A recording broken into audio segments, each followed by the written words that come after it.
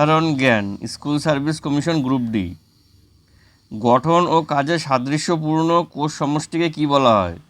স্নায়ু, নিউরন, কোষ, কলা। এখানে সঠিক উত্তর হয়ে যাবে অপশন নম্বর ডি, কলা। একই প্রকার গঠন ও কার্য সম্পাদনকারী কোষের সমষ্টিকে বলা হয় কলা বা টিস্যু। কোন বিদেশি পর্যটক তেলুগু ভাষাকে প্রাচ্যের ইতালীয় বলে অভিহিত করেন? Nicola Conti, William Hawkins, Duarte Barbosa, Hiuen Tsang. এখানে সঠিক উত্তর হচ্ছে অপশন নম্বর এ, নিকোলা কোন্টি। পঞ্চদশ শতকের ইতালীয় পর্যটক নিকোলা ডি কোন্টি বিজয়নগর সাম্রাজ্য ভ্রমণের সময় তেলুগু ভাষার শব্দগুলি ইতালীয় ভাষার মতো স্বরবর্ণ দিয়ে শেষ হওয়া লক্ষ্য করেন, তাই এই ভাষাকে প্রাচ্যের ইতালীয় বলে অভিহিত করেছিলেন। নিম্নলিখিত কোন প্রকার মাটিতে ইক্ষু উৎপাদন ভালো হয়? ভাবর, ভাঙর, রেগুর, ল্যাটেরাইট। এখানে সঠিক উত্তর হয়ে যাবে অপশন নম্বর বি, ভাঙর। ইক্ষু বা আখ চাষের জন্য উর্বর পলিমাটি সবচেয়ে উপযোগী। ভাঙর হলো পলিমাটিযুক্ত অঞ্চল যেখানে আখ চাষ খুব ভালো হয়। ভাঙর অঞ্চলে পাথুরে হওয়ার চাষের অনুপযোগী। ভাবর অঞ্চল পাথুরে হওয়ায় চাষের অনুপযোগী। নেক্সট, ডক্টর সেলিম আলী পাখি অভয়ারণ্য কোন রাজ্যে অবস্থিত? তামিলনাড়ু, অন্ধ্রপ্রদেশ, গোয়া, কর্ণাটক। এখানে সঠিক উত্তর হয়ে যাবে option number C, Goa. Doctor Salim পাখি অভয়ারণ্য গোয়া রাজ্যের মান্ডবী নদীর তীরে চূড়াও দ্বীপে অবস্থিত। 1943 সালে কোন জেলায় সমান্তরাল সরকার প্রতিষ্ঠিত হয়? সাতারা, মাদ্রাজ, মির্জাপুর, পুনে। এখানে সঠিক উত্তর হয়ে যাবে অপশন নম্বর এ, সাতারা। ভারত ছাড়ো আন্দোলনের সময় 1943 সালে মহারাষ্ট্রের সাতারা জেলায় একটি সমান্তরাল সরকার প্রতিষ্ঠিত হয়, যা 1946 সাল পর্যন্ত স্থায়ী ছিল। আয়তন অনুসারে উত্তর আমেরিকার বৃহত্তম দেশ কোনটি? Mexico, Canada, America, Panama. এখানে সঠিক উত্তর হয়ে যাবে option number B, Canada.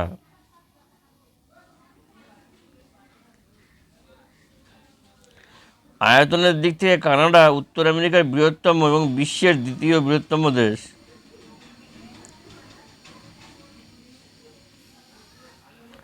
Kabaddi খেলার উৎপত্তি কোন দেশ থেকে? Korea, America, England, Bharat. এখানে সঠিক উত্তর হয়ে যাবে অপশন নম্বর ডি, ভারত।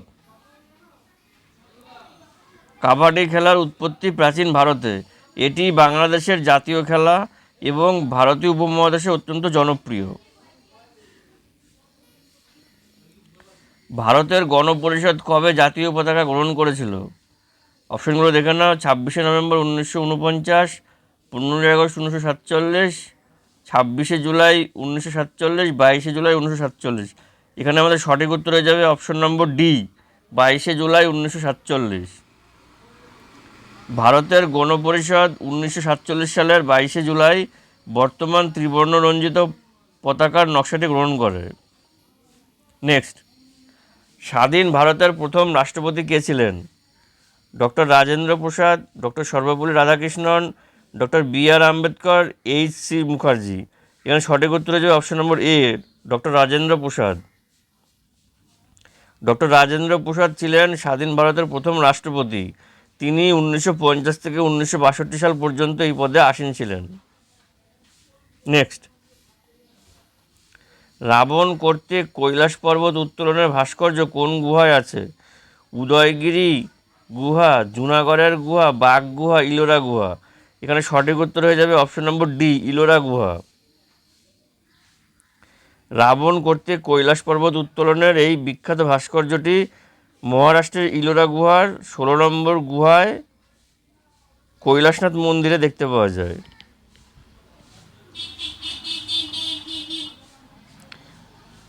মানে এখানে এখানে এটা হচ্ছে রাবণ কর্তৃক কৈলাস পর্বত উত্তোলনের এই ভাস্কর্যটি মহারাষ্ট্রের ইলোরা গুহার 16 নম্বর গুহায় মানে কৈলাস মন্দির দেখতে পাওয়া যায়।